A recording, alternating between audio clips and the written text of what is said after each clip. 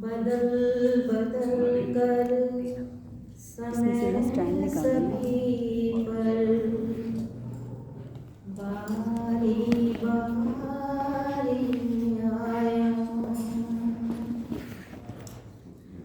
सुख भी मुझे प्यारे हैं, दुख भी मुझे प्यारे हैं। छोड़ूं मैं किसे भगवन, दोनों ही तुम्हारे हैं। सुख भी मुझे प्यारे हैं, दुख भी मुझे प्यारे हैं। छोड़ूं मैं किसे भगवन, दोनों ही तुम्हारे हैं। सुख दुख ही दुनिया की गाड़ी को चलाते हैं। सुख दुख ही हम सबको इंसान बनाते हैं। संसार की नदियाँ के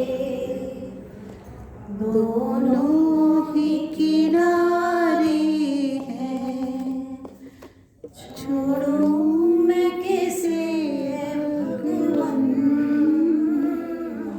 दोनों ही तुम्हारे हैं। दुख चाहे न कोई भी,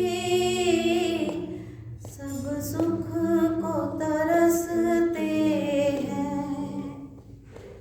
दुख में सब रोते हैं, सुख में सब हंसते हैं। सुख मिले उसके पीछे, दुख ही तो सहारे हैं। सुख भी मुझे प्यारे हैं, दुख भी मुझे प्यारे हैं। छोड़ूं मैं किसे भगवन, दोनों ही तुम्हारे हैं। सुख में तेरा शुक्र करूं, दुख में फरियाद करूं। जिस हाल में राखे मुझे, मैं तुझको याद करूं। मैंने तो तेरे आगे ये हाथ पसारे हैं। जो है तेरी रजा उसमें देखूं मैं पकड़ कैसे। मैं कैसे कहूँ मेरे कर्मों के है फल कैसे। चख कर भी न देखूंगा, मीठे हैं कि खारे हैं। सुख भी मुझे प्यारे हैं, दुख भी मुझे प्यारे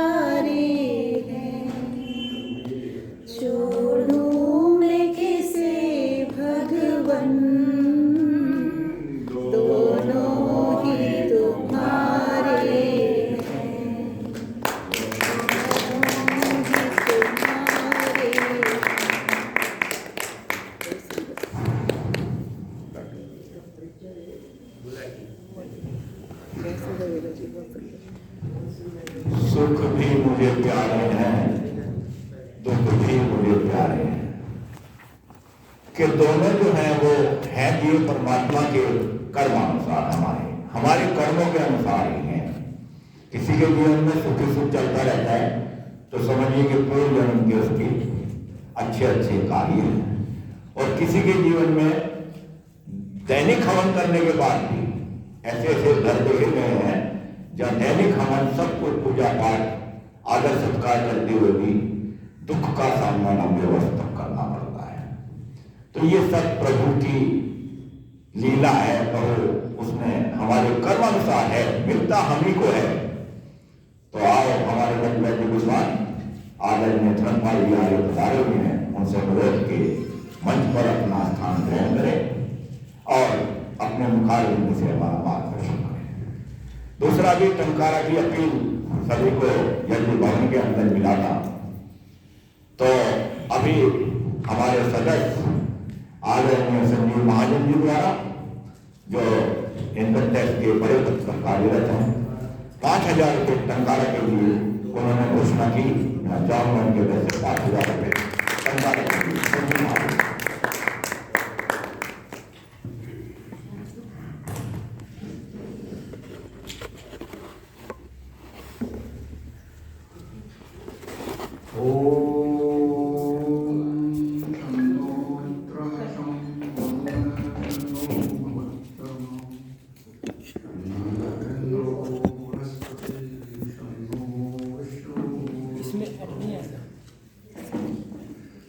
नमो ब्रह्मणे नमस्ते वायो त्वमेव प्रत्यक्षं ब्रह्मासि त्वमेव प्रत्यक्षं ब्रह्म वदिष्यामि ऋतं वदिष्यामि सत्यं वदिष्यामि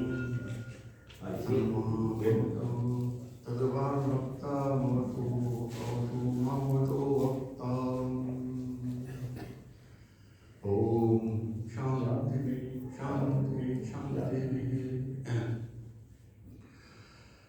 धर्म प्रेमी आदि बंधुओं, श्रद्धेय मातृशक्ति और प्यारे बच्चों, प्रवचन आरंभ करने से पूर्व एक अपनी मैं भूल सुधार कर दूं आपको। पिछली बार जब मैं आया था, एक सदस्य ने, आज वो शायद आए नहीं है, मैं नाम से परिचित नहीं हूँ, अच्छे बराबर आते रहते हैं कि स्वामी जी ने जब कलकत्ते में गए थे तो उनका संपर्क ब्रह्म समाज के अधिकारियों से, देवेंद्रनाथ ठाकुर, रविंद्रनाथ ठाकुर, इनसे हुआ था। मैं भूल से उसका ब्रह्म समाज नहीं वो क्या गया था, अपना ब्रह्म कुमारी का। तो ब्रह्म कुमारी नहीं है, ब्रह्म कुमारी सेक्ट तो सन 1836-37 में आया है, दादा लेखराज। अब मुझे किसी ने बताया, मैं नहीं जानता कहां से है, कि पहले आर्य समाज में थे, पार्टीशन से पहले सिंध बलोचिस्तान के रहने वाले थे।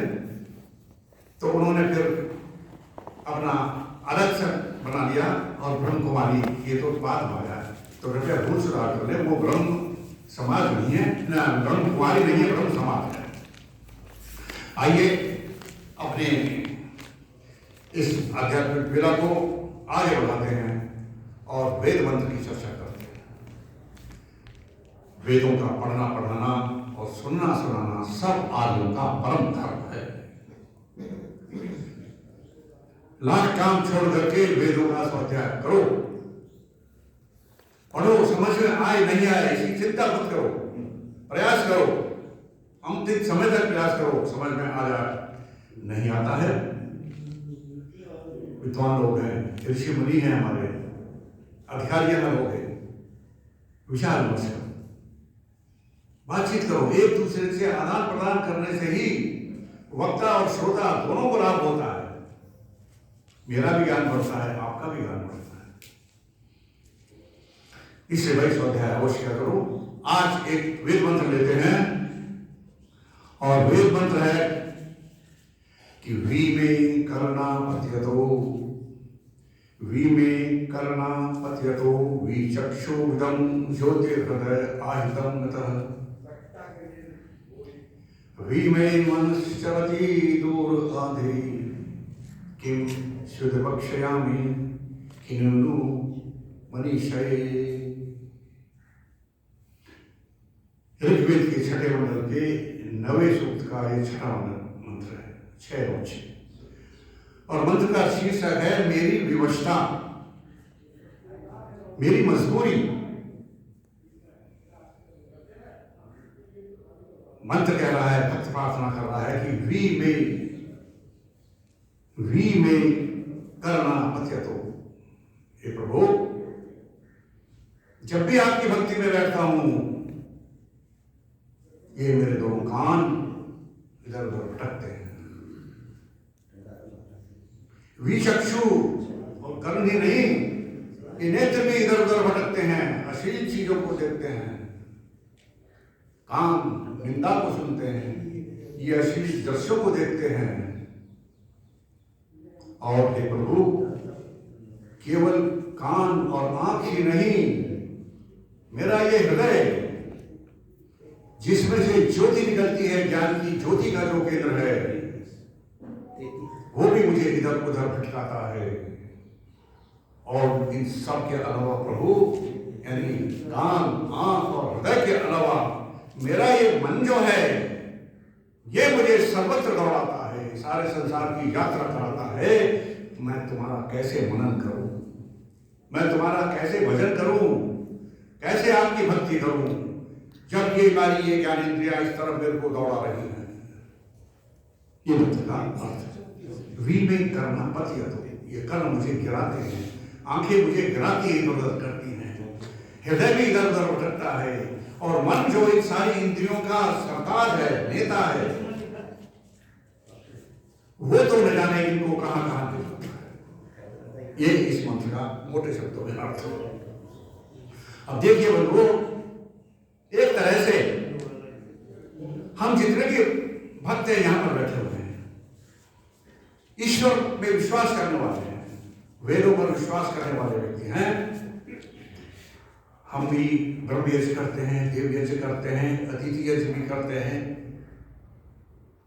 और भी पितृयज्ञ भी करते हैं, वैष्णव सब कुछ जो पंचवदी पंचयज्ञ जो में करते हैं। लेकिन क्या कभी हमने सोचा है, विचार किया है, मनन किया है कि मैं ब्रह्म यज्ञ कर रहा हूं और मेरा ध्यान केवल मेरी संध्या के मंत्रों पर है,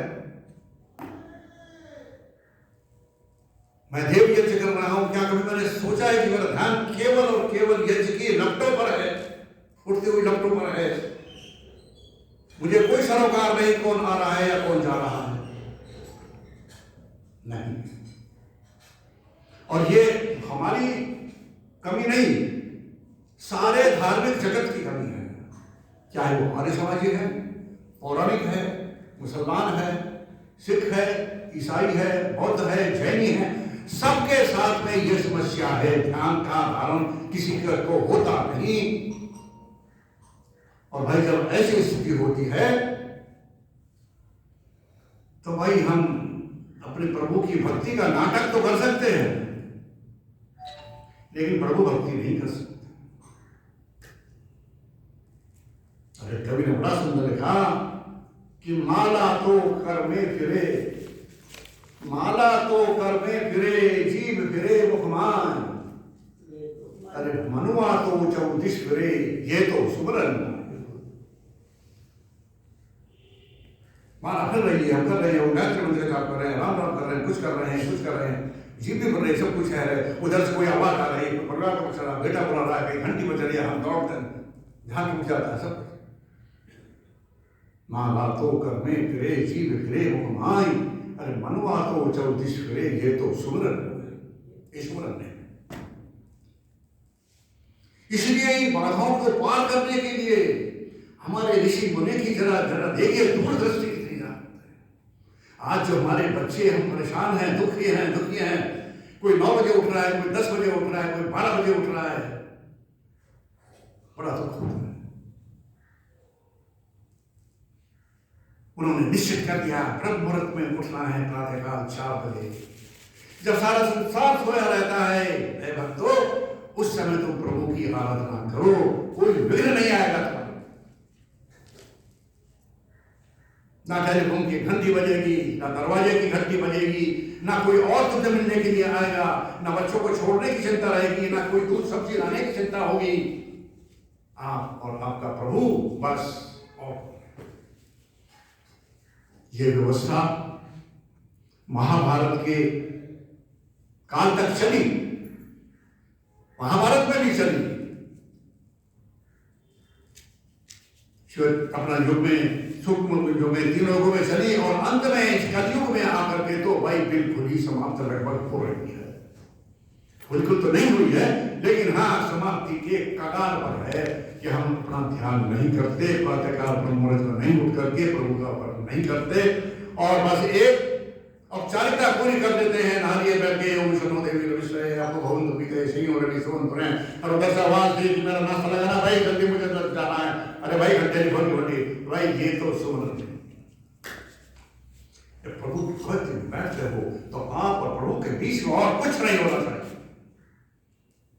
ऐसे दयानंद सरस्वती ने जब आर्य समाज की स्थापना करी 1875 में, कुछ दिन करने के पश्चात कुछ दिन ठहरे और ठहरने के पश्चात 2-3 दिन जो प्रातःकाल भ्रमण के लिए जाते थे, एक रोज भ्रमण करके आए। ये जो आरंभ हो चुका था, अधिकारी प्रधान जी मंत्री जी सब स्वामी जी को कहाँ बिठाएं, सब खड़े हुए, सब बड़े और स्वामी जी अपने स्थान पर खड़े हुए हैं और बड़े आश्चर्य की दृष्टि से देख रहे हैं और कहा आर्य समाजियों, मैंने तुमको यही बताया था कि कोई आ जाए तो तुम अपने ध्यान अपने यज्ञ की डपटे उठते हुए डपटों से ध्यान को छोड़ करके जो आए हुए व्यक्ति उसके मान सम्मान में तुम लगाओ। जो भी आया है वो स्वयं अपने आप बैठेगा, उसको स्थान नहीं मिल रहा है और जो व्यक्ति बैठे हैं सेवा वाले वो उनको बिठा देंगे। आपका ध्यान आप बैठे हैं जैसे पहले तो केवल यज्ञ पर होना चाहिए, आपको ये नहीं होना चाहिए कौन आ रहा है कौन जा रहा है, ये क्या है। तो एक तरह से मंत्र हमारे पर प्रभाव कर रहा है कि हे भक्तों, तुम इस तरह का काम करते हो, ये तुम्हारी भक्ति नहीं है। और देखिए इनके अंदर में मंत्र के अंदर में केवल नासिका और आंख, हृदय, मन, यूं कहने को तो ज्ञानेंद्रिय कर्मेंद्रिय और भी है, मुख भी है, जिह्वा भी है, नासिका भी है, त्वचा भी है, इनका क्यों नहीं किया गया नारायण में? तो इनको ऐसा समझिए, ये केवल एक संकेत मात्र बताया गया है। यदि सारी पांचों कर्मेंद्रिय सबका नाम रहता तो मंत्र बहुत बड़ा होता था। हमारा संध्या के मंत्रों भी हम कहते हैं, जब प्राणायाम के मंत्र वो करते हैं, अंग स्पर्श करते हैं, मार्जन स्पर्श करते हैं, तो सब इंद्रियों का नाम नहीं, संकेत मात्र होता है, उसमें सब चीज आ जाती है। लेकिन इतना अवश्य है, ये हमारे कान और आंख, ये पांचों ज्ञानेंद्रियों में इतने प्रबल हैं, इतने भयंकर हैं कि और जो 3 हमारी जो ज्ञानेंद्रियां हैं, जिह्वा, नासिका और त्वचा, वे भी भयंकारी हैं, बहुत ही हरिमुखा हैं, उनका भी तेज प्रभाव अपने अपने क्षेत्र में सब वो हैं। लेकिन इन पांचों को तीनों को हवा देने वाले ये दोनों ज्ञानेंद्रियां हैं, कान और आंख। आंख से मनुष्य इशारों से भी समझा देता है, आंख चला करके। और देखिए आपने देखा होगा, कोई व्यक्ति बहरा जब होता है ना, जन्म से बहरा होता है, तो वो गूंगा भी होता है, बोल नहीं सकता जो जन्म से बहरा होता है। लेकिन उस और कोई व्यक्ति जो होता है उसकी लेकिन आंतरिक शक्ति इतनी तेज होती है कि वो बहरा है लेकिन आंख है उसके पास में, आंखों से आप क्या कर रहे हैं वो सब समझ लेता है। जो बहरे हैं उनको पढ़ाया जाता है, इनका स्कूल अलग है, उनकी विद्या अलग है। इसी तरह नेत्र है, जो नेत्रहीन है, जन्मजात नेत्रहीन है, ये मत समझो ये नींद समाप्त हो गई तो वो सारा उनका जीवन समाप्त हो गया, उनका ज्ञान समाप्त हो गया, लेकिन उनकी ज्ञान संग्रह की शक्ति इन दोनों में जबरदस्त है। स्वामी गिरिजानंद सरस्वती जन्म से अंधे थे, परिवार के अत्याचारों को छोड़कर से परेशान होकर के घर छोड़कर निकल गए थे, नेत्रहीन थे, लेकिन विद्वानों के संपर्क में आए, बैठे, वेदों को पढ़ा, उपनिषदों को पढ़ा, सारे शास्त्रों को उनका ज्ञान हासिल किया, पढ़ तो नहीं सकते थे, ज्ञान हासिल किया और अपने मस्तिष्क में मनोनिवेश में इतना ऐसा धारण किया कि महर्षि दयानंद सरस्वती जैसे ऋषि पैदा ज्ञान में। हमारे शास्त्रों के वो न्याय शास्त्र जो है, हमारे न्याय शास्त्र के रचयिता गौतम ऋषि नेत्रहीन थे, लेकिन न्याय शास्त्र ऐसा शास्त्र लिख करके दे दिया, आकाश लिख करके दे दिया जो आज भी हमारे सामने मौजूद है। कहने का अर्थ है कि इन पांचों ज्ञानेंद्रियों के अंदर में हमारी ये कान और ये हमारी आंख इतने प्रभावशाली हैं कि ये इन तीनों और जो हमारी ज्ञानेंद्रियां हैं इनको भी वे प्रभावित करती हैं। इसलिए एक तरह से मंत्र हम भक्तों पर ही प्रहार कर रहा है, ऐ मनुष्यों तुम भक्ति कर रहे हो, जिस परमात्मा ने तुमको सारे संसार की सारी सुविधा दे दी, तुम की ऐसी भक्ति कर रहे हो, दिखाने के लिए कर रहे हो। और जो दिखाने के लिए करता है वो भाई भक्ति कभी नहीं होती, कभी नहीं होती, याद रख जाए। कितने क्या है, मंदिर में जाए, घंटे घड़ियाल बजा लें, तिलक लगा लें, मौली बंधवा लें, प्रसाद ले लें, लेकिन जब तक हमारा मन हमारे उसके साथ में नहीं लगेगा और केवल उसके साथ में नहीं लगेगा और सारी चीजें समाप्त कर दो, तब तक वो भक्ति नहीं कहलाती। हाँ, संसार को दिखाने के लिए हम कह सकते हैं मंदिर हो गया, बहुत हो गया, बड़ा धर्मात्मा आदमी है, वो भी कहे बड़ा धर्मात्मा आदमी मंदिर से आ रहा है, देखिए तिलक भी लगा रखा है, प्रसाद भी दिया है, वो आदमी संसार। परमात्मा की भक्ति में सांसारिक चीजों का कोई स्थान नहीं है, ना किसी भवन का, ना किसी रुपए पैसे का, ना किसी और सांसारिक पदार्थ का कोई स्थान नहीं है। केवल और केवल भक्त की भक्ति और उसका निर्मल हृदय, उसकी निर्मल बुद्धि, स्वार्थहीन सारे उसके कार्य सब बस ये हाथ हुआ हैं। तो जब तक हम अपने इंद्रियों को इनके विषयों से विरक्त नहीं करेंगे, तब तक भक्ति नहीं पाएगी। इंद्रियों का विषय आप सब जानते हैं क्या है? नेत्रों का विषय रूप है, कानों का विषय शब्द है, त्वचा का विषय स्पर्श है, नासिका का सुगंध है और इस रचना का स्वाद है। ये दोनों है, ज्ञानेंद्रिय भी है, कर्मेंद्रिय भी है। ये मुझसे कम बोला भी जाता है उसे, और इकट्ठे मीठे का इसका हमको स्वाद करनी पड़ता है। तो इंद्रियों के विषयों को जब तक हम विरक्त नहीं करेंगे, तब तक परमात्मा की भक्ति नहीं कह रहा है। फिर तो वही रहेगा कि भाई बस हाथ में माला लिया और कुछ करते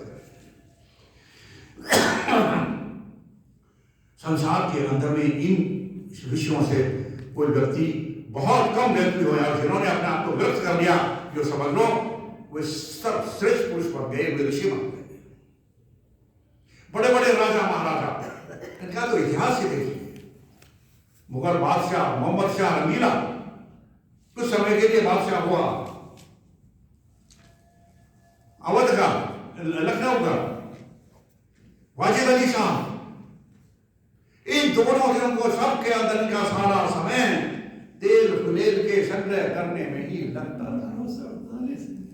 कौन सा सुगंध, जिसमें कौन सी सुगंध ज्यादा है, इसमें किसकी है, इसमें कमल की फूल है की गंध है, इसमें रजनीगंधा की है, इसमें मोतिया की है, किसकी है।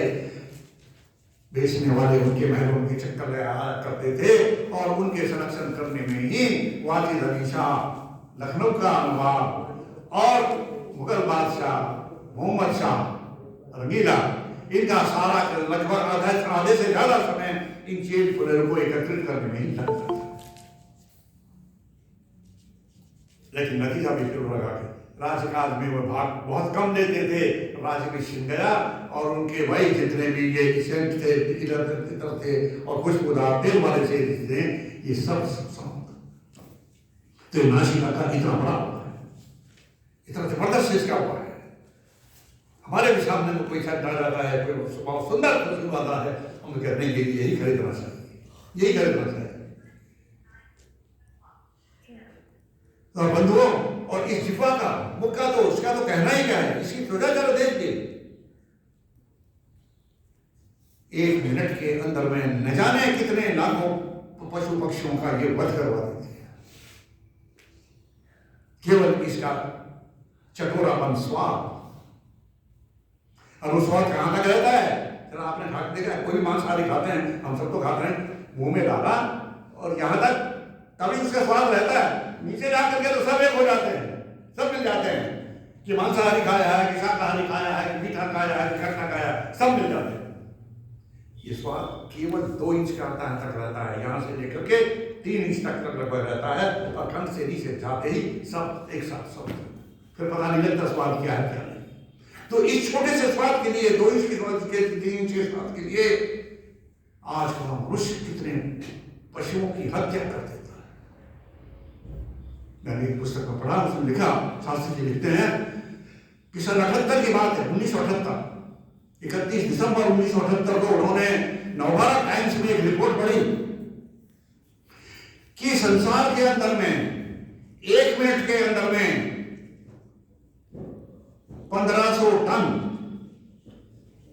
मांस खाया जाता है 1 मिनट के अंदर, और 1100 टन मछलियां खाई जाती हैं।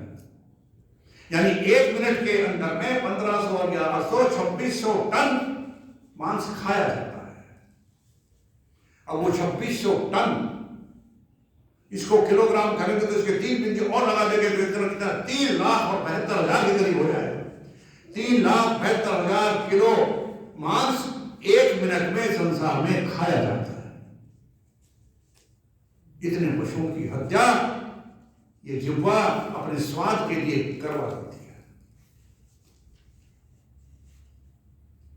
इसलिए भाई इन चीजों से थोड़ा बचो, थोड़ा नहीं बहुत कुछ बचो। और जो अपना शाकाहारी भोजन है, दाल रोटी खाओ और ठंडा पानी पियो, ये इसके रखो। इसका अर्थ नहीं है कि हम और चूजे जो हमको शक्ति देते हैं उनको खाना छोड़ दें, साग सब्जी को खाना छोड़ दें और दाल रोटी खाई, नहीं। इसका मतलब है सादा जीवन रखो, सादा भोजन रखो, ऐसे पदार्थ खाओ जो आपको आंतरिक शक्ति दे, बाहर की शक्ति सुरक्षित नहीं चाहिए। तो ये 3 हमारी जो ज्ञानेंद्रिय शरीर में है, ये बहुत ही प्रभावशाली है। और इनको करने के लिए, इनसे छूटने के लिए आज के किसी भी शक्ति संसार में जो व्यक्ति हैं, चाहे वो धार्मिक व्यक्ति है जिसने वेद का अध्ययन नहीं किया है, जिसने वैदिक साहित्य का अध्ययन नहीं किया है, उनके पास में कोई उपाय नहीं है कि इनसे कैसे छुड़ा जा रहा है। आंखों से रूप को कैसे छुड़ाया जा रहा है। छुड़ाने का मतलब यह है कि हम गलत चीज ना देखें। देखना तो हमारा काम है, सुनना भी हमारा काम है। कानों से हम किसी की निंदा ना सुने, मुख से हम किसी की निंदा ना करें। इनके जो व्यापार है इंद्रियों के, जो गलत व्यापार में जो चली जाती है, मनुष्य को गिराती हैं, इनसे कैसे छूटा जाए, नहीं है इनके पास कोई उपाय। और केवल वेद कहता है, इस मंत्र के द्वारा मंत्र कह रहा है कि मनुष्यों, तुम्हारे पास में ऐसे वेद के मंत्रों के अंदर में तुमको युक्तियां बतलाई गई हैं कि तुम कैसे छूटोगे। क्या है? सबसे सब देखिए, यूं तो हमारे 6 साल में बहुत कुछ है, लेकिन सबसे बड़ा हमारे जो दैनिक कर्तव्य आता है, हमारा है योग शास्त्र। योग शास्त्र के हमारे जो पतंजलि महाराज के ऋषि मुनि ने क्या व्यवस्था रखी थी, आज भी बिल्कुल सोने की तरह से इतनी चमकती है वो, और इतनी हमारे लिए उपयुक्त है जैसे पहले थी। आज क्या मनुष्यों, इन इंद्रियों के विषयों से जो तुम्हें गलत रास्ते पर ले जाती हैं, इसे बचने के लिए तुम्हें यम, नियम, आसन, प्राणायाम, प्रत्याहार, धारणा, ध्यान, समाधि, इन 8 अंगों का पालन करना पड़ेगा। स्वामी रामदेव जी महाराज क्या कर रहे हैं? यही तो दे रहे हैं। पतंजलि ऋषि का योग दर्शन बता रहा है कि जब तक तुम इनके यम नियमों का पालन नहीं करोगे ये इंद्रिय तुम्हें भटका देंगे। अब देखिए यम यम आसन ये सब क्या है? पहले भी ये कई बार इनके ऊपर विचार हो चुका है, बता चुके हैं, लेकिन शायद हम भूल चुके हैं क्योंकि स्वाध्यायशील हम नहीं है। इसलिए बार बार कहता हूं जो सुनो उसका मनन करो, चिंतन करो, स्वाध्याय करो, और स्वाध्याय की महिमा इनमें भी आएगी, यम यम में भी इस बात आती है। तो देखिए मैं बड़े संक्षिप्त बताऊंगा, आप लोग समय नहीं आता और कहना बहुत कुछ है कि ये हमारे 8 जो योग के अंग हैं यम नियम, इनके अंदर यम नियम आसन प्राणायाम प्रत्याहार धारणा ध्यान और समाधि 8 है। सबसे पहले देखिए यम किसे कहते हैं? यम 5 प्रकार के होते हैं। यम होते हैं अपने शरीर को एकत्रित करके बैठ कर एक स्थान पर बिना हिले डुले। ये तो ये सब एक साधारण सी बात है। यम 5 प्रकार के होते हैं। 5 में क्या होती है? सबसे पहले आ गया अहिंसा, सत्य, अस्तेय, ब्रह्मचर्य और अपरिग्रह। ये यम के 5 अंग हैं। सबसे पहले अहिंसा। अहिंसा परमो धर्म, ये जो लोग कहते हैं ना कि अध्ययनियों ने हमने इसका किया है, अरे ये वेद से हमारे शास्त्रों से दर्शन शास्त्रों से लिया गया है। अहिंसा करोड़ों वर्ष पूर्व जब संस्कृति की स्थापना है तभी से आ रहा है अहिंसा सब, और ये इतना महत्व है पूर्ण अहिंसा।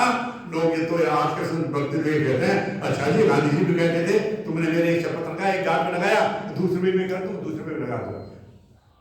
ये अहिंसा नहीं है।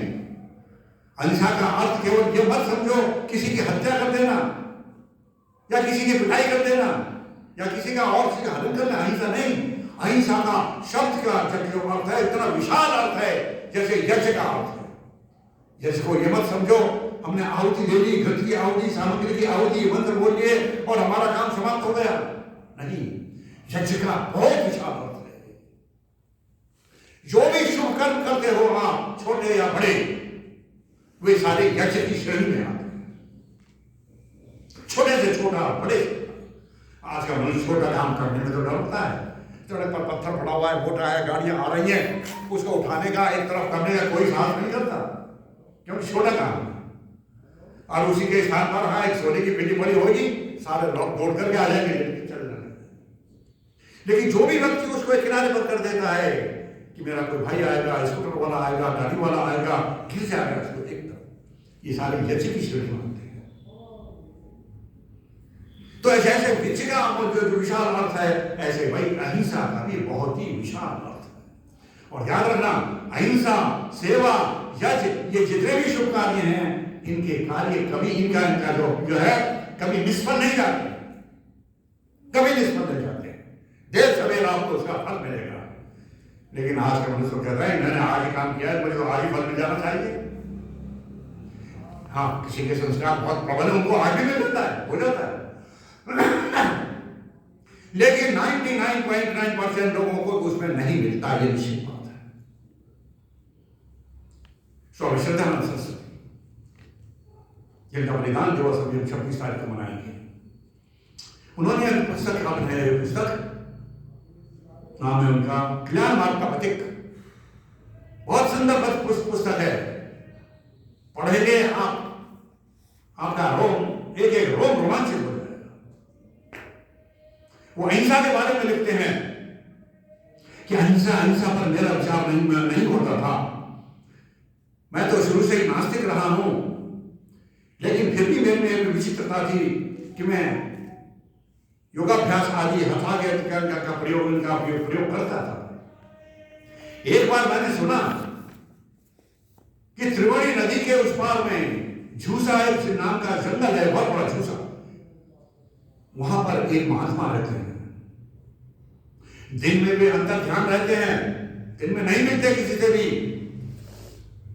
और रात्रि को भी 3 बजे के पश्चात उनकी जब साधना खुलती है तब मिलते हैं।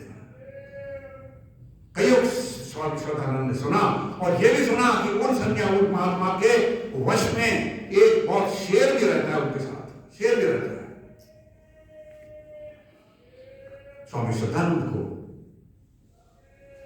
जिज्ञासा इसको देखने के लिए अपने एक मित्र को साथ में लेकर के, उनके मित्र का नाम भी था शायद तिवाड़ी जी, बुद्ध साहब तिवाड़ी या कुछ ऐसा नाम था, तिवाड़ी से बोला चलो वहां चलते हैं, तिवाड़ी नदी के उस पार उस महात्मा के दर्शन करके आते हैं, देखते हैं कि शेर को भी कैसे वश में कर रखा है।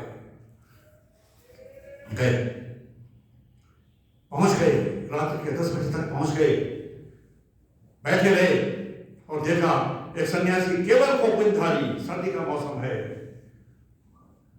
और अपनी आसन पर बैठे हुए। 10 बज गए, 11 बज गए, 12 बज गए, 1 बज गया, 2 बज गया, 3 बजने को हैं, और हमारी भी आंख नहीं झपक रही है क्योंकि हम देखने के लिए लाए थे।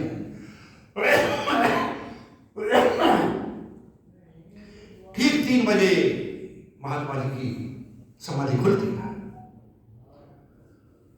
और जैसे ही समाधि खुलती है थोड़ी दूरी के पर अपनी नाक में वो शेर बैठा हुआ है, और वो आवाज करता है, बड़ी भयंकर आवाज करता है, और वो शेर दौड़ करके स्वामी जी के समाधि स्थान तक आता है और स्वामी जी के चरणों में अपने सर को रखता है और उनके पैरों को चाटने लगता है।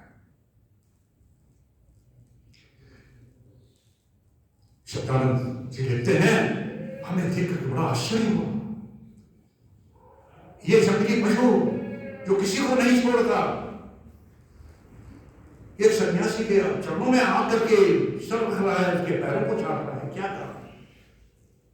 जैसे ही उसने सर रखा, स्वामी जी उसके सर पर हाथ फेरा, अच्छा बच्चा तू आ गया, तू आ गया, बहुत अच्छा, बहुत अच्छा, अब जा, अब जा, अब चला जा। कहा, और वो चला गया, उन्हें अपने नाक में चला गया। खेल समाप्त होया, स्वामी जी, श्रद्धानंद जी और उनके मित्र तिवाड़ी जी आए, चरण स्पर्श किए और अपनी जिज्ञासा कही, स्वामी जी हमें इसका राज बताइए, ये शेर ये जंगली पशु है जो किसी को नहीं छोड़ता है, आपके साथ आपने क्या जादू कर रखा है या क्या किया है, ये आपके पैर चाटने लग रहा है। अब थोड़ा ध्यान से सुन, कहते हैं वो महात्मा कहते हैं कि देखो सुनो सन्यासी श्रद्धानंद, आज से कुछ समय पूर्व किसी शिकारी ने इसके पैर में गोली मार दी थी, और गोली इतनी मारी थी, उसका जख्म इतना हुआ कि वो जख्म भरने में नहीं आ रहा था, चिल्लाता रहता था, ऐसी भयंकर आवाजें करता था, दूर दूर से लोग भी सुनकर घबरा जाते थे। मैं भी अपनी कुटिया के पास में रहता था, मैंने सोचा ये रोज ही लोग करता है, मैं ईश्वर विश्वास तो था ही, हिम्मत करके परमात्मा को सबका नाम साथ लेकर के, देखो परमात्मा सबकी रक्षा करता है, जो भी शुभ काम करने के लिए निकलता है। मैं भी परमात्मा को अपने सामने करके और उनके आकर के देखा, ये क्या क्या हो रहा है, देखा है उसके पैर में से रक्त है, मवाद सब निकल रहा है। मैंने उसके हाथ पर रखा, शेर ने कुछ नहीं कहा, और मैंने जब देखा ये इस वजह से चल भी नहीं पा रहा है, ये प्यासा भी होगा, पानी दिया, मैंने को पानी पिलाया, उसको पानी पी लिया उसने, और मेरी एक बहुत परिचित जड़ी बूटी जो जंगलों में मिलती है, हम तो उसका अध्ययन नहीं कर पाते हैं, जान नहीं पाते हैं, लेकिन उनके ज्ञान में होती है कि कौन सी जड़ी बूटी के लगाने से हमारी फुंसी खत्म मिट जाएगी, थोड़ा मिट जाएगा, ये होगा वो होगा। पशुओं के लगाने से भी वहां पर मिलती है। बोला कि वो मेरे जानकार में थी, मैंने लिया, उसको रगड़ा, पत्थर पर रगड़ा और रगड़ करके उसके जख्म पर लगाया। शेर को बहुत आराम हुआ, धीरे धीरे उसका जख्म भरने लगा, 3-4 दिन के अंदर में ही वो स्वस्थ होने लगा। और जब ये पूरा स्वस्थ हो गया तो श्रद्धानंद इसका इसका इसका जो ये व्यसन है, मेरे उपकारों का जो इसके ऊपर में व्यसन है, उसको ये भूला नहीं है। जब भी मेरी जब समाधि खुलती है, रोज 3 बजे यहाँ पर आता है और मेरे चरणों में बैठता है। बंधुओं, कहने का अर्थ यह है कि सेवा और अहिंसा इनका कभी भी प्रभाव समाप्त नहीं होता, ये कभी कभी समाप्त नहीं होते। देर सवेर आपको इसका लाभ मिलेगा।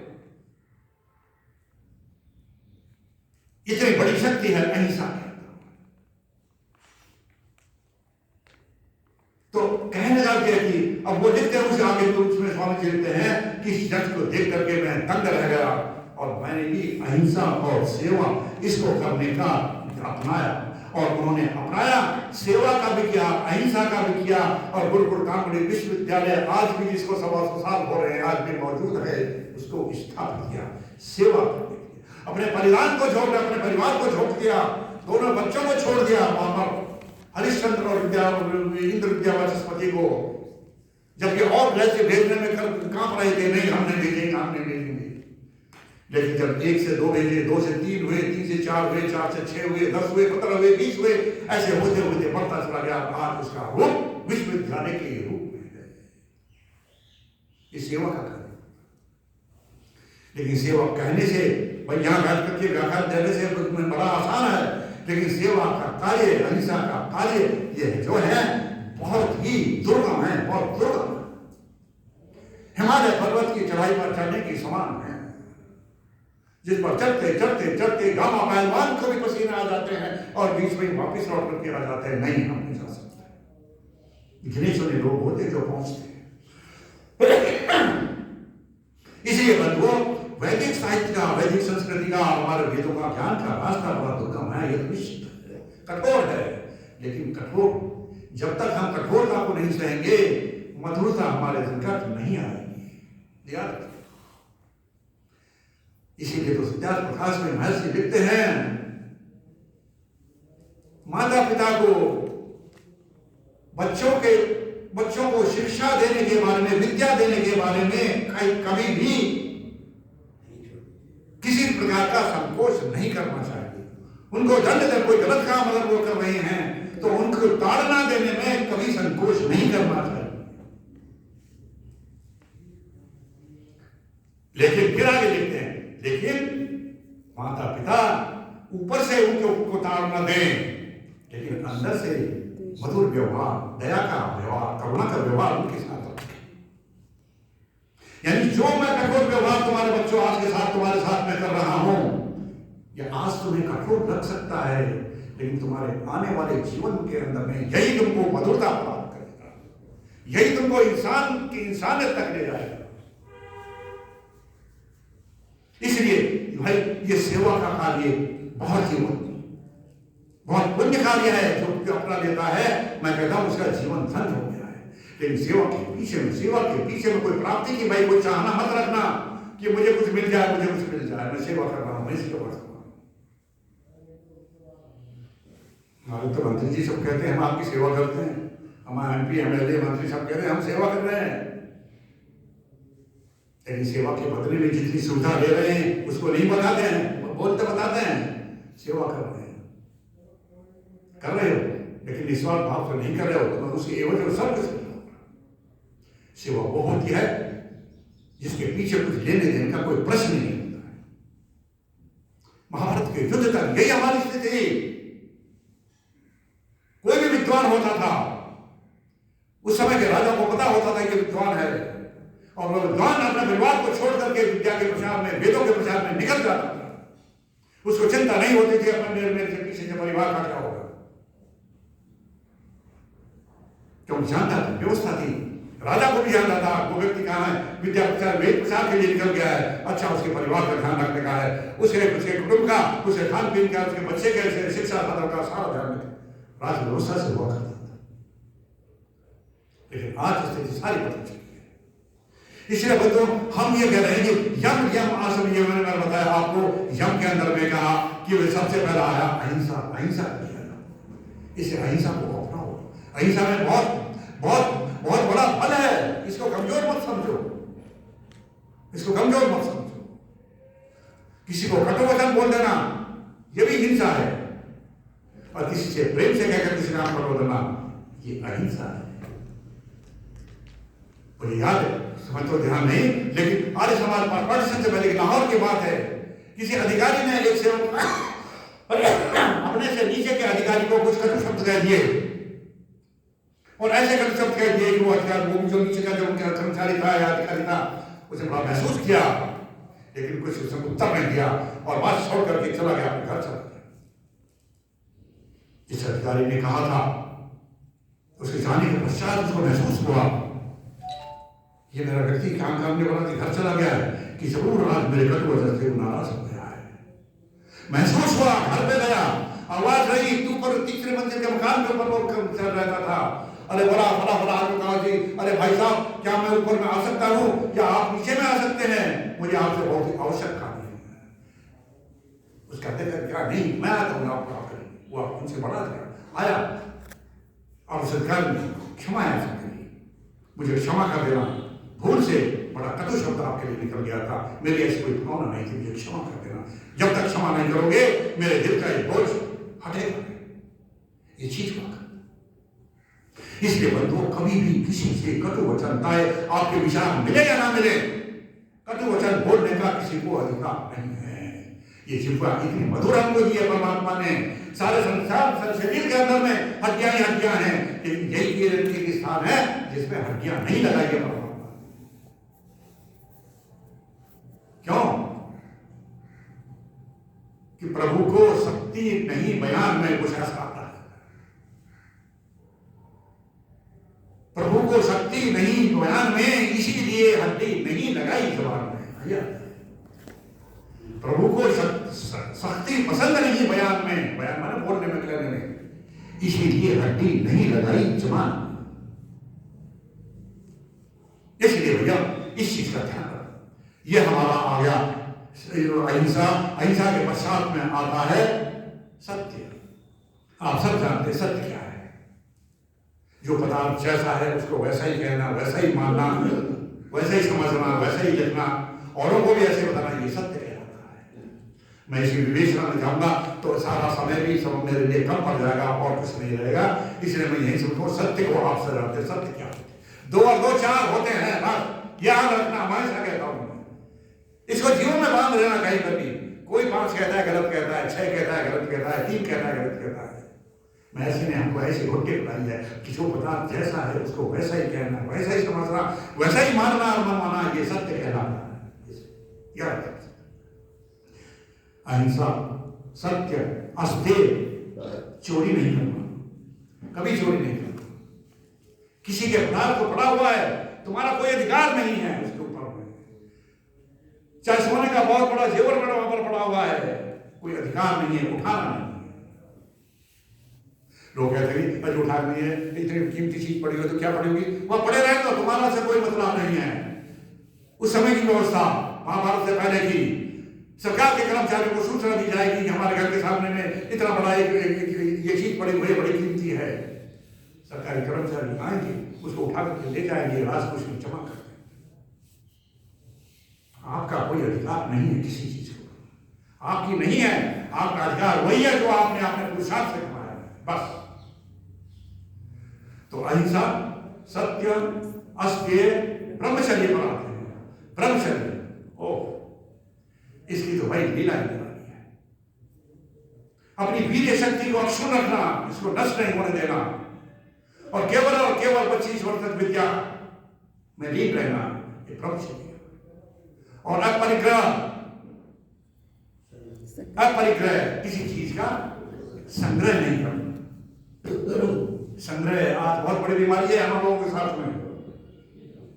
अलमारियों में रखने के लिए स्थान नहीं है कपड़े को, शर्ट को, पैंट को, सूट को, साड़ियों को, इत्यादि को, जूते को, चप्पलों को, कहाँ रखे इतने आ गई, क्यों ले आए? अरे सस्ती मिल रही थी, वो सेल में मिल रहे थे, 50% डिस्काउंट में मिल रही थी, ले आए, घर में जगह नहीं है। ये सारे हस्ते संग्रह नहीं करो, जितनी आवश्यकता है केवल उतनी आवश्यकता। जरा सोचो, पहनोगे तो केवल एक धोती कुर्ता, माता बहने भी केवल पहनेगी तो एक सलवार कुर्ता पहनेगी या साड़ी पहनेगी, बाकी तो लटकी रहेगी अंदर में, बस। संग्रह मत करो। ये 5 हुए यम के लिए, अहिंसा, सत्य, अस्तेय, ब्रह्मचर्य, अपरिग्रह। अब ये हुए 5 यम, इनका पालन करो। अगर तुम अपनी इंद्रियों के गलत विषयों से जाने से रोकना चाहते हो तो। दूसरा आता है नियम। अब नियम के अंदर में ये भी 5 है: शौच, संतोष, तप, स्वाध्याय, स्वाध्याय ईश्वर प्रणिधान और ईश्वर प्रणिधान। बहुत सुंदर बात है, स्वाध्याय अच्छा किया करो। सबसे पहले शौच। शौच का मतलब है शुद्धि, अपने बाहर की शरीर की शुद्धि करना, और जब बाहर की शुद्धि करेंगे फिर अंदर की शुद्धि के बारे में सोचना, शौच। संतोष, जो पुरुषार्थ से आपको जो प्राप्त हुआ है वो आपका वही संतोष है, बस मुझे मैं इसी में रहना है। सड़क पर पत्थर तोड़ने वाला मजदूर सुबह से लेकर शाम तक 8 घंटे तक सर्विस करता है और केवल उसको 300 रुपया 400 रुपये मिलते हैं, जो आज की महंगाई को देखते हुए कुछ भी नहीं, लेकिन वो उस पर लगता है मेरा पुरुषार्थ यही है, मेरी 5 उंगलियों का पुरुषार्थ यही है, 300 रुपये मुझे आज मिले या 400 मिले, मुझे इसी में अपना जीवन बसर करना है, परिवार को पालना है। हाँ, इसको बढ़ाने के लिए मैं प्रयत्न करूंगा, अवश्य करूंगा, लेकिन जो मिला है, दूसरे की संपत्ति पर निगाह डालना तुम्हारा काम नहीं है। दूसरे का धन तुम्हारे लिए मिट्टी के ढेरे के समान है। ये पुरस्कार कहता है, ऐ मनुष्यों, दूसरे का धन तुम्हारे लिए मिट्टी के ढेरे के समान है। मिट्टी के ढेरे बताइए, आज मुकेश अंबानी को कहता जाए तुम्हारी ये फैक्ट्रियां आज ये कितने लाख करोड़ के तुम स्वामी बन रहे हो, मेरे लिए मिट्टी के ढेरे के समान है, शायद वो नाराज हो जाएगा समझे कि मेरे धन को मिट्टी का ढेरा बना दिया प्रधान। लेकिन ये उस समय की बातें हैं जब सच को कहने वाले होते थे और सच को सुनने वाले भी होते थे और सच पर अमल करने वाले भी, कोई नाराज नहीं था। इसलिए बंधुओं, शौच, संतोष, तप का मतलब है अपने आपका जो अधिकार है उनको छोड़ देना और कष्टों को सहना। आप परिवार के मुखिया हैं, आप परिवार में रहकर के अच्छे से अच्छा खाना खा सकते हैं, अच्छे से अच्छा वस्त्र पहन सकते हैं, अच्छे से अच्छी सुविधा ले सकते हैं, सब कुछ कर सकते हैं, लेकिन बच्चों को मिले या न मिले ये भी आपको सोचने का है। आप अपना अधिकार छोड़ दें नहीं, पहले बच्चों को दो। कोई अतिथि आ गया उसकी सेवा करो, माता पिता को दो, फिर मेरे लिए जो बचता है मुझे दो। ये तब है दुखों को सहना। दुख का सर्वोच्च नहीं है कि यमुना जी में जाकर के एक डांस खड़े हो जाना, ये दुख नहीं। तो बंधुओं, इन कष्टों को समझो।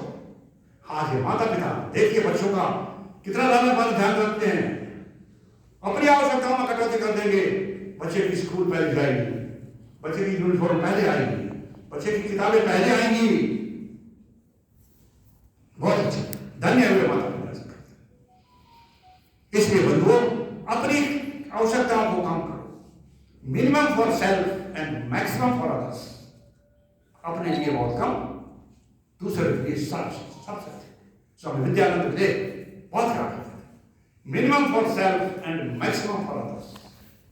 हमारे समाजों, अगर तुम अपना आर्य समासन साथ में अरे अपना ओम का ध्वज का डंका बजाना चाहते हो तो तुम्हें ईश्वर को अपनाना पड़ेगा कि minimum for self and maximum for others. आज उल्टा हो रहा है, maximum for self and minimum for others. तो ये चीज जो हमने बताई आपको कि शौच, संतोष, तप, आता है स्वाध्याय। आप पढ़ेंगे स्वाध्याय के बारे में, स्वामी दीक्षानंद जी की पुस्तक स्वाध्याय संधो है, कुछ ऐसा नाम है, दीक्षानंद नहीं, स्वामी विवेकानंद जी। स्वाध्याय से बढ़कर कोई तप नहीं है। स्वाध्याय में कितना तप करना पड़ता है। एक ही मंत्र को अनेक बार पढ़ते हैं, 10 बार पढ़ते हैं, 20 बार पढ़ते हैं, फिर भी समझ में नहीं आता है, लेकिन तप कर रहे हैं। नहीं, इसका अर्थ होना चाहिए, समझ में आना चाहिए, हमारी बुद्धि में बैठना चाहिए। भाई ये स्वाध्याय जब तक नहीं करेंगे तब तक हमें वेद मंत्रों की A-R-E-E-D कोई भी समझ में नहीं आएगी, ABCD कुछ समझ में नहीं आएगी। आपकी बात सही थी, आप इसके बारे में प्रश्न उठाया, इन्होंने आपने उठाया था, आपने भाई साहब ने ध्यान आ गया कि वो ब्रह्म समाजी नहीं ना, वो ब्रह्म कुमारियों का नहीं, ब्रह्म समाजी का है। बिल्कुल ठीक है, सब हमने क्षमा याचना कर दिया। मैंने आपसे पहले कहा था नहीं, आपने मेरा ध्यान आकर्षित किया, बहुत अच्छा। मैं कहता हूँ ऐसी चीज होनी चाहिए। हम भी कोई सर्वश्रेष्ठ नहीं है, गलती हम भी, मैं भी करता हूँ, बहुत करते हैं। आपके ध्यान में कोई आ कि नहीं ब्रह्माजी गुप्ता ये चीज ऐसा नहीं, आपने ऐसा कह दिया तो ऐसा शायद होना चाहिए था। ठीक होगी शुभ नाम? इन्होंने कहा बिल्कुल ठीक कहा। ब्रह्म कुमारियों का आपका शुभ नाम? मेरा रूप किशोर जी रूप किशोरी क्या बता रही? रूप किशोर आपने कहा ब्रह्म कुमारियों की स्थापना 1936 में हुई। स्वामी जी तो सबका 1800 उसमें है, तो इसलिए कोई भी ज्ञान हो जाता है, आप धन बताया। तो हम आप आ रहे हैं उसके ऊपर में स्वाध्याय के भाई। ये स्वाध्याय कि हमारी जो परिपाटी जो थी पंडित लेखराम तक चली, उसके पश्चात बहुत कुछ चली, लेकिन अब बिल्कुल लंगड़ा गई है, लड़खड़ा गई है। कब गिर जाए, कब गिर जाए, कब हमारे साहस पूरे हो जाएं।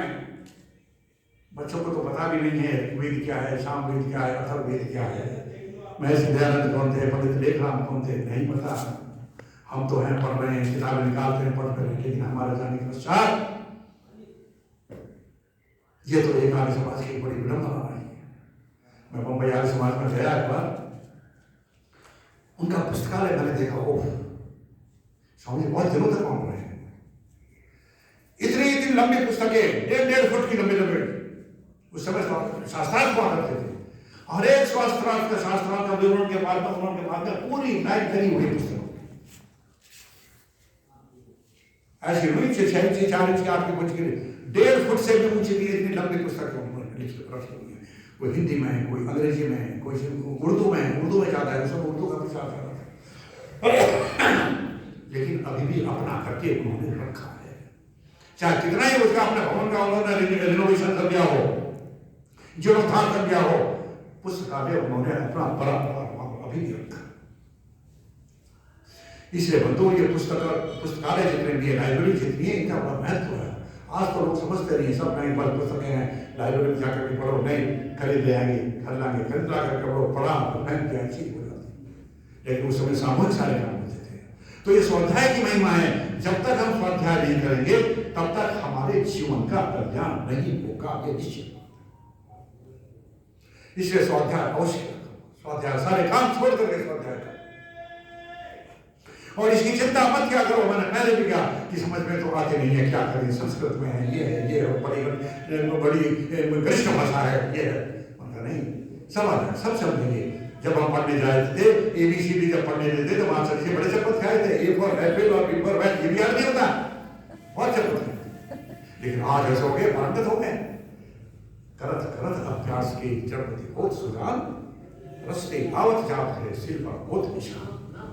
करो, हिम्मत मत हारो, बस यह याद रखना। आप एक स्वाध्याय, सब में से एक स्वाध्याय को आप अपना लो, देखिए आपके जीवन के अंदर में कितनी सुगंधी हो जाती है, और लोग आपको कितना जानना चाहते हैं। नहीं भाई, स्वाध्यायशील व्यक्ति तो वही, स्वाध्यायशील व्यक्ति तो वही, चलो उन्हीं के पास पूछे, वही हमारी कुछ समस्या का निदान करेंगे। और स्वाध्याय के पश्चात में आता है ईश्वर प्रणिधान। ये चीजों को पा करके बस ईश्वर की तरफ आप अपने हो ही जाओगे, ईश्वर के नजदीक आप पहुंच जाओगे।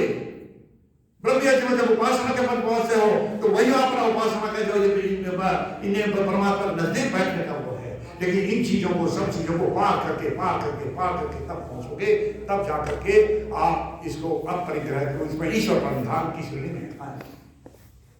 अभी तक जितना कर रहे थे अपने प्रयास से कर रहे थे, किसी पूछ कर रहे थे, और अब यहाँ का ईश्वर प्रणिधान पर 10वें नंबर पर पहुंच करके आप पहुंच गए, बस सर्व तरफ हो गई है, ज्ञान आपको बहुत प्राप्त हो गया है, और ईश्वर और आपके बीच में ईश्वर और कोई दूसरा नहीं है, वो अपन ग्रह के ध्यान रखिए। तो ये हो गया यम नियम। और फिर तीसरा आता है आसन।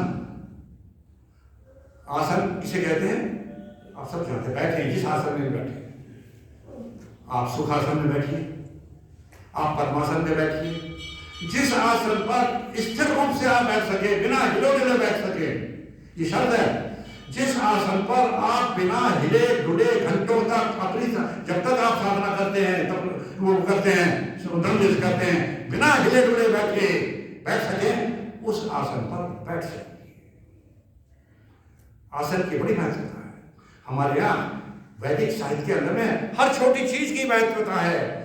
जल की, पानी की बोतल है, इसकी भी बड़ा महत्व मैंने दिया है। आपका बहुत बहुत धन्यवाद, मैं बाद में सेवन करूंगा।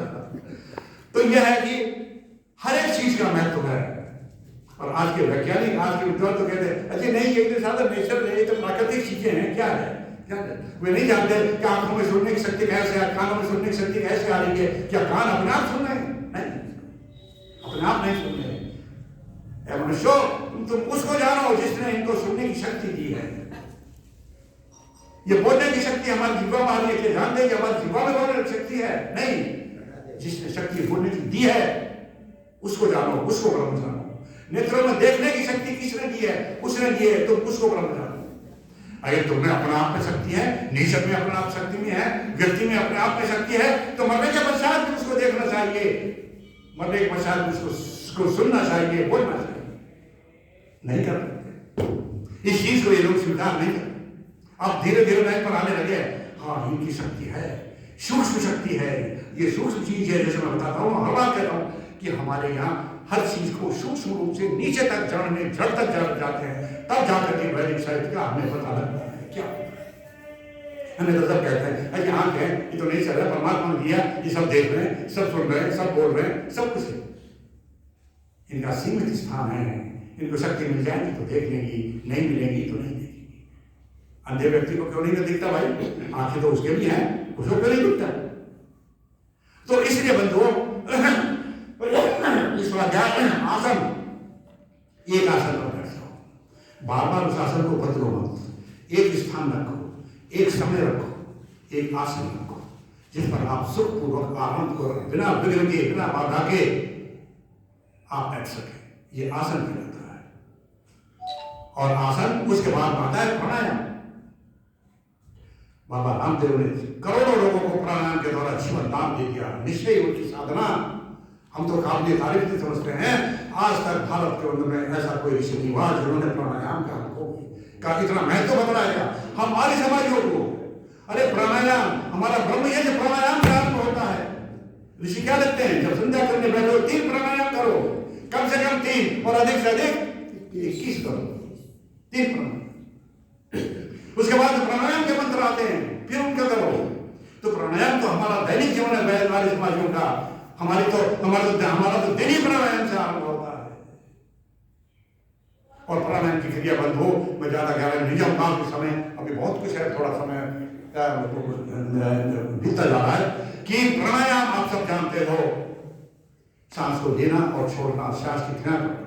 प्राणायाम को एक नया आयाम देना, प्राणों को नया आयाम देना, बाहर छोड़ देना। जितना रुक सकता है रोकिए, है रुक सकता है फिर वापस लीजिए। क्या होगा इसमें?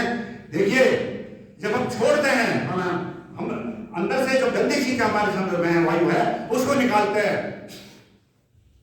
निकाल दिया जितना देर तक रुक सके, और फिर उसको लिया, प्राणवायु को लिया, बाहर की जो प्राणवायु, वो प्राणवायु है क्या होगी? जो स्थान खाली हुआ है गंदगी से, गंदगी बाहर निकल गई है। हमारे जितने भी वहां पर अवयव बने हुए स्पंज के रूप में करोड़ों की तादाद में है, वे छोटे छोटे आंसू भी दिखाई नहीं देते, वे खुल जाते हैं। और खुल करके जैसे ही गंदी हवा बाहर निकलती है, प्राणवायु अंदर आती है, उन स्पंज के अंदर में प्राण भर जाते हैं और मनुष्य स्वस्थ रहने लगता है। ये इसका बड़ा सत्य प्रकृति का नियम है। जिसके अंदर में जो चीज नहीं होती है वो उसको लेने की सोचता है। गंदी हवा निकल गई, अब अंदर में जितने भी हमारे लंग्स हैं, हृदय हैं और नाड़ियां हैं, जितने भी हैं, सब खोखली हो गई हैं, कुछ नहीं रहा, इसमें खाली हो गए हैं। अब उसको लेने की तरफ दौड़ता है, बाहर से भी और रहा है, और फिर हमारा जब सांस टूटने लगता है, हवा से नीचे भर देते हैं। पर ये प्राणायाम रोज किया करो, कभी बीमार नहीं होगे, निश्चित बात है। कम से कम 15-20 मिनट, आधा घंटा जितना दे सके प्राणायाम के अंदर में आप जो है ना, जो स्वामी रोज बताते हैं, उसमें जो अनुलोम विलोम की क्रिया है, कपालभाति है, और ये 4 दिन को अवश्य किया करो, आपको कोई दवाई की आवश्यकता नहीं पड़ेगी। तो प्राणायाम, और फिर तो उसके बाद में प्रत्याहार, सारे संसार को समाज को समाप्त करते हैं, वो सुधैव कुटुंबकम। और फिर उसके बाद बात है, प्रत्याहार के बाद में धारणा आती है, अपने सारी चीजों को धारणा, सारे को एकत्रित करना, एक स्थान पर अपने ध्यान को एकत्रित करना, ये धारणा कहलाती है। अब धारणा कहाँ कहाँ करेंगे? हम अपने दोनों भ्रतियों के बीच में यहाँ कर सकते हैं, यहाँ पर हम अपनी नासिका के अग्र भाग पर यहाँ पर कर सकते हैं, हम अपने पीछे रीढ़ की हड्डी के पीछे में यहाँ पर अपने प्राण को स्थापित कर सकते हैं। कहीं पर भी जहां पर भी आपको सुविधा हो, आपको कन्वीनियंट हो, आप उसमें धारणा अपने ध्यान को एक स्थान की धारणा के पश्चात में फिर ध्यान आता है, धारणा के पश्चात में ध्यान लगने लगता है, परमात्मा तो और जाने लगता है। धारणा, ध्यान, ध्यान और उसके पश्चात समाधि। ऐसी स्थिति जब हो जाती है, धारणा में हो गया, एकत्र हमने ध्यान लगा दिया, ध्यान हमारा उसमें लग गया और ध्यान भी इतनी जो है परम सीमा तक पहुंच गया, परमात्मा तक पहुंच गया, तो फिर वो हमारी समाधि अवस्था है। हम भूल जाते हैं अपने आप को, अपने परिवार को, कहाँ बैठे कहाँ में, ये समाधि अवस्था कहलाती है। तो मैंने आपको संक्षेप में ये यम, नियम, आसन और प्राणायाम बताया, इनको ध्यान करो और देखो जो मत जो कह रहा है कि तुम्हारा ध्यान नहीं कि वी में कर्मा पत्य तो वी में चक्षु है प्रभु, मेरे कान मुझे इधर उधर भटका रहे हैं, आंख इधर उधर भटका रही है, हृदय इधर भटका रहा है, कि मेरा मन इधर भटका रहा है। भटकेगा क्योंकि हम भटकने के रास्ते पर ही चल रहे हैं। ना भटकने वाले रास्ते को हमने अपनाया नहीं है, वो तो छोड़ दिया है। गलती हम स्वयं कर रहे हैं और परमात्मा से डराता कर रहे हैं कि मेरी गलती को भी स्वीकार कर दो और इनको भी कह दो नहीं गलती नहीं, ठीक है तुम चल इधर नहीं चल। यानी परमात्मा के सिद्धांतों को भी हम अपने अनुकूल करना चाहते हैं। नहीं, उसका सिद्धांत एक है, वो कहीं नहीं भटकेगा, तुम भटको को बचाए। इसलिए इसके अलावा दो एक चीजें और भी हैं कि देखिए कि दया और करुणा ये तो हमारे शास्त्रों में आती है और करुणा का भी बहुत ही सिद्धांत है। हमेशा करुणा भाव रखो। किसी के दुख को देखकर यदि हम दुखी नहीं हुए तो भाई हम मनुष्य की श्रेणी में नहीं कह रहे। ये तो पशु ही है, कोई पशु मरा हुआ पड़ा है, उसके साथ से गुजरता हुआ चला जा रहा है, उसको पता ही नहीं चलता है कि ये पशु मर गया है। अरे हम इंसान हैं, 84 लाख योनियों में हम सब श्रेष्ठ हैं। बुद्धि परमात्मा ने हमको दी है। मेरे पड़ोस में किसी की मृत्यु हो जाती है, मैं यदि करुणा का भाव रख करके उनकी संवेदना के भाव उनको व्यक्त ना करूं तो मनुष्य नहीं। करुणा का भाव हमेशा। कोई आपके साथ में कोई कार्य करता है, आपको बतलाता है, आपकी अच्छाई को बतला है, उसके प्रति भी करुणा का भाव रखो। देखो महर्षि दयानंद सरस्वती के जीवन की घटना, महर्षि धुआंधार प्रचार कर रहे हैं वेदों का। उनके पास में 1 मिनट का समय नहीं होता था किसी के पास समय किसी से बात करने का, लेकिन जिसको समय देते थे वो सबसे बात करते थे और बिना समय को किसी को नहीं आता कहूँ मेरा ये समय है। समय पर उठते थे, समय पर अपने दैनिक कार्यों से निवृत्त होते थे, प्राणायाम व्यायाम आदि अपने भ्रमण करते थे, प्रचार में लग जाते थे और फिर उसको अपने वेदों का भाषण में लग जाते थे और फिर सायंकाल जो है लोग आ जाते थे, शंकर समाधान के लिए आ जाते थे, प्रवचन के लिए आ जाते थे। पास समय नहीं होता। और एक उनके शुभ चिंतक ने देखा और उनसे कहा स्वामी जी आप तो इतने तपस्वी हैं, आप तो इतनी साधना करते हैं, क्यों तुम वेदों के इसमें प्रचार के पछड़े में फंसे हुए हो? अरे तुम तो अपनी साधना के बल पर कुछ ही क्षण में जो है मुक्ति को प्राप्त कर सकते हो, क्यों नहीं कर लेते? अब यहाँ करुणा का भाव देखिए ऋषि क्या कहते उत्तर देते हैं, मेरे भक्त तुमने बात तो ठीक कही है लेकिन मेरे गले नहीं उतरते हैं। मेरे भारतवर्ष देश के लोग तड़प रहे हैं अज्ञान में, अविद्या में, अभाव में, अन्याय को सह रहे हैं, विदेशियों से के गुलाम हो रहे हैं और इनको तड़पता हुआ छोड़कर दयानंद अकेला मुक्ति को प्राप्त कर ले ये उसके लिए संभव नहीं है। यानी सबको लेकर के साथ चले भाई, सबको लेकर के साथ चले, सबको साथ हमारी महानता है। हमारे जितने भी भजन है, पुराने भजनों में जरा देख लीजिए, सब आपके जो है उसमें आएंगे, बहुवचन में आएंगे, प्लूरल में आएंगे। हे दयामय हम सबों को शुद्धता ही दीजिए, हम सबों को, मेरे को नहीं सबको। पूजनीय प्रभु हमारे हमारे भाव उज्जवल कीजिए, यज्ञ प्रार्थना से करते हैं हम सबको साथ देते, सबके कल्याण में अपना कल्याण समझते हैं। और जैसे दयानंद ने कहा कि जब मैं इनको साथ लेकर के चलूंगा, सेवा करता रहूंगा, तो भाई मेरा तो कल्याण वैसे भी हो जाएगा, मुझे मुक्ति का तो वैसे इनके साथ में मिल जाएगी, इसलिए मैं इनको अकेला छोड़ करके नहीं जा सकता। ये करुणा का भाव करता है। इसलिए बंधुओं, इन चीजों को थोड़ा सा आप धारण करो, दया का भाव रखो। कोई व्यक्ति अभाव में है और आप साधन संपन्न हैं, उसके अवश्य चाणक्य महोदय कहते हैं, जो व्यक्ति साधन संपन्न है यानी धनवान है और विद्यावान है, अगर वो किसी की आवश्यकताओं की किसी गरीब की आवश्यकताओं को पूरी करने के लिए अपना धन का प्रयोग नहीं करता है, या अपनी बुद्धि का, अपनी बुद्धिमत्ता का, अपने ज्ञान का लोगों को ज्ञान बांटने में उसका प्रयोग नहीं करता है, ऐसे व्यक्तियों के गले में पत्थर, बड़ा सा भारी सा पत्थर बांधकर और समुद्र में डुबो देना चाहिए। कितनी चाणक्य बात। इसलिए बंधुओं, इस सारे संसार की जितनी भी चीजें हैं हमको मिली हैं केवल और केवल अपना उपभोग करने के लिए कि मेरी जितनी आवश्यकता है उसका करो, मैं संग्रह ना करूं। दूसरा आएगा वो करेगा, तीसरा आएगा वो करेगा, चौथा आएगा पता। और ये संग्रह की जब तक प्रवृत्ति हमारे यहाँ पर नहीं थी, सारा संसार सुखी था। आज संग्रह की प्रवृत्ति बढ़ती चली जा रही है और सब दुखी होते चले जा रहे हैं, सब दुखी। और अंत में क्या होता है, जब घर में रखने की जगह नहीं होती है, ये कपड़े को निकालो, इसको निकालो, इसको पैंट निकालो, भिजवा दो, वहां पर भिजवा दो, दे दो। क्योंकि आज कपड़ा भी आज ऐसा हो गया जो पड़ता नहीं है, हमने देखा होगा, पड़ता नहीं है, उसे छोड़ना ही पड़ता है, तो वहां पर भिजवा दो। भाई ऐसी स्थिति क्या होती है संग्रह।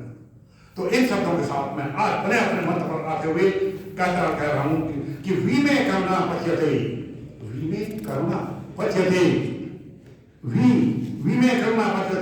विचक्षुदम ज्योतिर्हृदय आहितम है, वीमे मनुष्यति दूर आंधी किम शुद्ध वक्ष्यामि मनो ही मनुष्य। ये प्रभु, ये मेरी इंद्रिया, मेरी ज्ञान इंद्रिया, कर्म इंद्रिया मुझे इधर उधर भटका रही हैं, और संकेत के माध्यम में मंत्र कह रहा है कि मेरे ये नाक, मेरे ये कान, मेरी आंख, मेरा हृदय, मेरा मन, ये मुझे इधर उधर भटका रहे हैं, मुझे गड्ढे में डाल रहे हैं, आपके गड्ढे में डाल रहे हैं। कान अश्लीलता को सुनता है, निंदा को सुनता है, मुझे भी निंदा करने की प्रेरणा दे रहा है। आंख अश्लीलता को देखती है, मुझे भी कह रही कि ना अश्लील देखो। ये सारी चीज मुझे पाप के गड्ढे में डाल रहे हैं। हे प्रभु, मैं कैसे तुम्हारा वर्णन करूं, ये मेरी व्यवस्था है। और फिर मंत्र बता दिया कि भाई चारे के सारे को छोड़ो, अपने यम नियम आसन प्राणायाम प्रत्याहार धारणा ध्यान समाधि इनको अपनाओ और अपने जीवन को चलो प्रातःकाल उठो और उठ करके उस परम पिता परमात्मा का ध्यान करो। उस परमात्मा, वो ऐसा परमात्मा है जो कभी सोता नहीं है, कभी जगता नहीं है।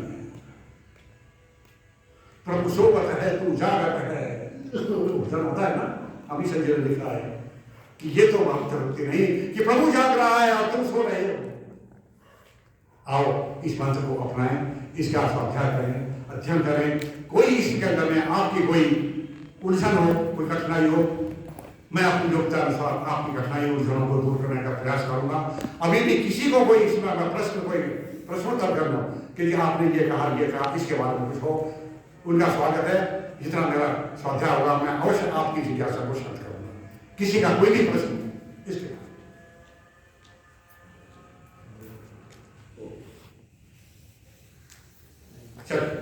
आप सबका बहुत बहुत धन्यवाद। मैं अपनी वाणी को यही कर देता हूँ।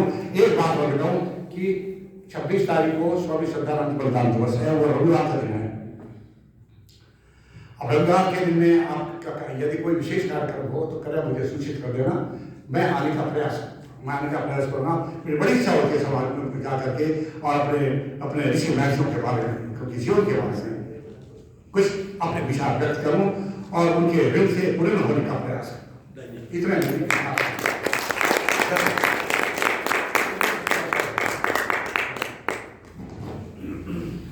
आचार्य जी का बहुत बहुत धन्यवाद। ओम जो शांतिरंतरिक्षं शांति पृथ्वी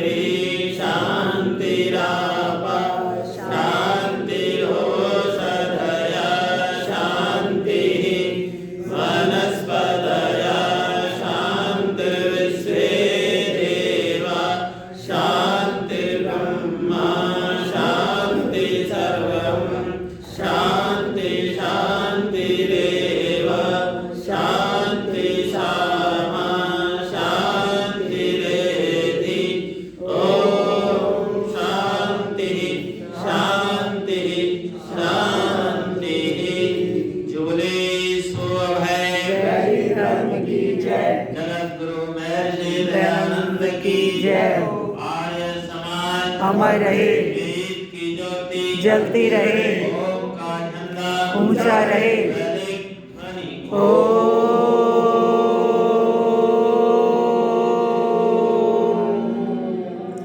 वैदिक अभिवादन सभी को सादर नमस्ते जी।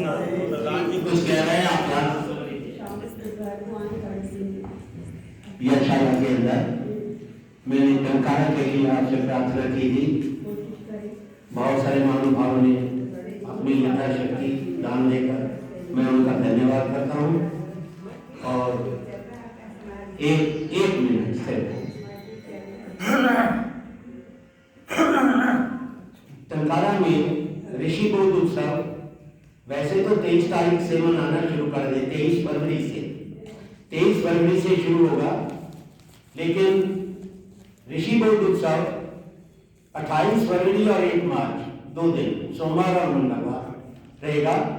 अब इसमें जो भाई बहन इच्छुक हो जाने के वहां तो वो मुझे बता देंगे, ताकि मैं जो है सैकल साहब से प्रार्थना करके आपके स्थान की भी और व्यवस्था कर सकता हूँ कि आपको ठीक स्थान मिल जाएगा रहने के लिए वहाँ। तो उनको पहले पत्र डाल देंगे, मंजूरी ले लेंगे और फिर वो आपको सुविधा होगी वहाँ रहने के लिए। तो अगर किसी कोई भाई बहन वहाँ जाना चाहे तो मुझे पहले सूचित कर दे, ताकि मैं उनसे आपकी परमिशन ले लूँ और आपकी सुविधा जनक आपको वहाँ, क्योंकि ठंड है, ठंडी के अंदर वहाँ पर जाकर आपको ठीक स्थान ऐसा मिल जाए कि आप आराम से वहाँ ये 2 दिन बिता सकें। 28 फरवरी और 1 मार्च 2 दिन ऋषि बोध उत्सव मनाया जाता है। बाकी उनका कार्यक्रम 23 तारीख से शुरू होगा। जैसे आप शामिल होना चाहिए आप मुझे बता दीजिए, मैं आपके स्थान की व्यवस्था करवा सकता हूँ। धन्यवाद।